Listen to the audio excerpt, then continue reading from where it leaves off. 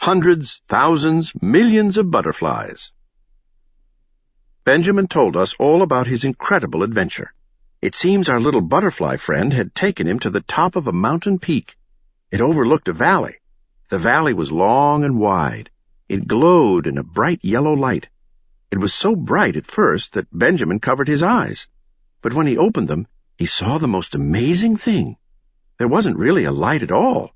There were just yellow butterflies. Hundreds and thousands and millions of butterflies. "And when they flapped their wings, it smelled just like cheese," Benjamin exclaimed. The butterflies were very friendly. They even sat on Benjamin's nose. "I took lots of pictures," he finished. "I even took one of myself using the self-timer. Wait till you see it." Thea clapped her paws. "This is Fabumouse," she shrieked.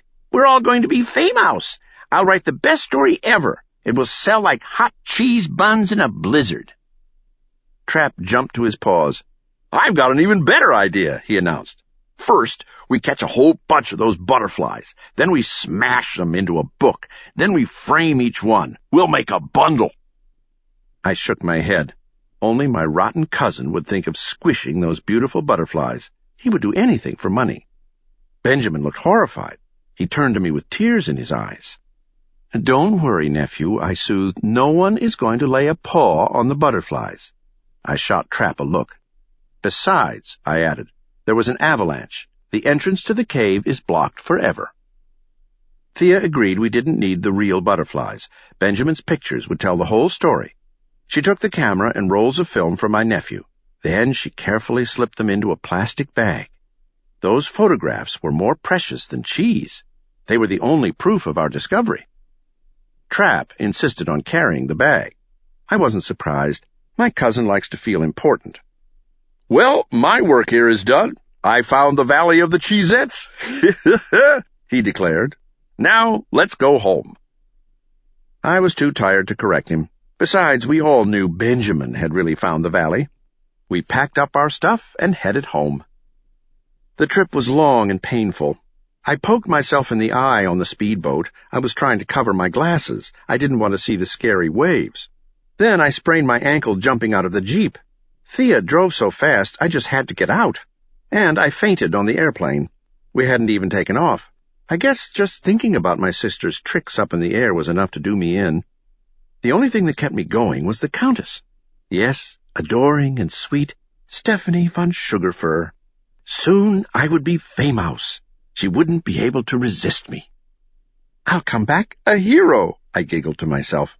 When the Countess saw me on Mouse TV, she'd fall at my paws.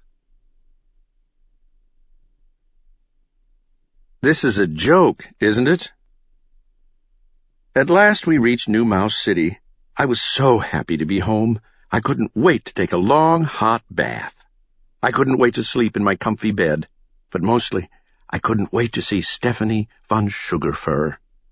Still, there was no time to relax yet. As soon as we landed, we hurried to the office. We wanted to get the paper ready. It would be an amazing breaking story. We had found the 8th wonder of the world. I could hardly believe it myself. Thea began to make lots of phone calls. "Yes, yes, darling. I've already written a thrilling article," she exclaimed. "Of course there will be pictures. Tons and tons of pictures. You'll see the stunning valley. You'll see the gorgeous butterflies. I've got the photos right here in the office." She turned to my cousin and winked. For some reason, Trap was looking a little pale. He flopped onto a chair. Sweat was dripping down his fur. Maybe he was just overexcited. I was excited, too. It wasn't every day you became famous. My sister hung up. Then she turned to Trap. "Okay, cousin, give me those pictures," she demanded. "We've got to get them developed right away." Trap sunk deeper into his chair. Well, I might have lost them," he said, then smiled nervously. My sister's jaw hit the ground. Her whiskers started to tremble. Steam poured from her ears. She narrowed her eyes at my cousin. "This is one of your silly jokes, right?" she shrieked. I stared at Trap. I had a funny feeling in the pit of my stomach. For once, my prankster cousin was not joking. Trap managed to smile at my sister. "Well, I might have left them at the camp, he explained. Or maybe I dropped them on the beach. Or I could have left them on the speedboat. Or maybe they fell out of the Jeep. We did hit a lot of potholes, you know. Thea tried to grab him by the throat, but he was too quick. So she chased him around the desk, squeaking at the top of her lungs. I tried to calm them down. Take it easy. It's not that bad, I offered. Uh-oh, wrong thing to say. Thea stopped running after Trap. Now she was coming after me. One thing you should know about my sister, she has an awful temper. Once I ran over her furry field mouse doll with my tricycle. It was an accident. I mean, I was only a mouselet at the time. Thea got so mad she smashed my trike to pieces. The only thing left was the horn. Now she turned to me in a rage. "It's not that bad," she shrieked. "How are we ever going to prove we found the Valley of the Cheesettes?" Before I could think, Benjamin piped up. "Wait a minute, Auntie," he cried. "I've got an idea." He lifted his red hat.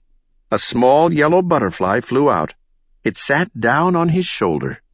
"She must have hidden under my hat when we were in the cave," Benjamin said, grinning. "Isn't she cute? I call her Cheesette." She was fascinating. She was bright yellow with holes like a slice of Swiss. A cheesy smell filled the air around her. I watched the small butterfly fly around Benjamin. Thea broke into a wide smile. "That's it," she shouted. "We don't need pictures to prove we found the Valley of the Cheesettes. We have our own Cheesette right here."